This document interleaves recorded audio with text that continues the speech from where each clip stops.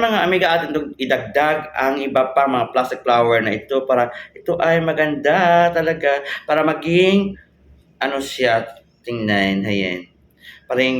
Para magdagdagan ang ganda rito mga amiga, tingnan nyo oh. Yan, para maging colorful siya. Ibang kulay naman na plastic flowers ang aking nilagay ayon. Kulay red and may combination ng kulay violet sa loob nito. Ayan. Ayan mga amiga, pagkatapos natin ilagay ang lahat ng mga plastic flowers na ito dito sa nakalasong ribbon na ito, ayan, ito na ang yari na aking pagkagawa, ayan, di ba? Napaka-cute itong tingnan at pagmasdan, di ba? Very unique and very colorful mga amiga, di ba? Yan. Atin itong lagyan ng pagkain o dessert dito sa loob ng holder na ito kung tawagin. Ayan, ito oh. Ito ay pang regalo natin sa mga may okasyon, katulad ng mga birthday, o ano pa dyan mga amiga yan. Ito, di ba? Ayusin na mabuti para maging pagganitong pagmasdan. Ayan, o, di ba mga amiga yan. Gusto kong ipakita sa iyo ngayon ang ginawa ko. Una-una na holder din. Yari na ito, ayan, ito, oh, ayan mga amiga ninyo, oh, di ba? Yan, napakaganda din, oh. Atin itong,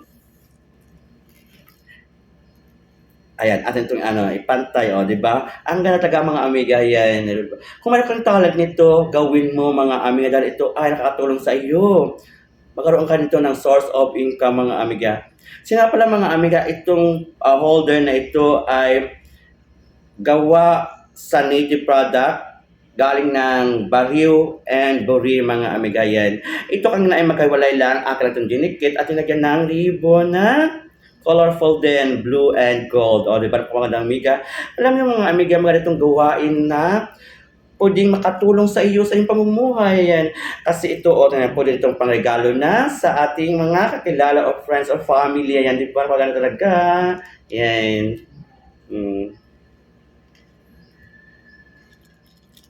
Kaya kung mayroon kang talento na binigay ng mahal ng Panginoon, gamitin mo na para ito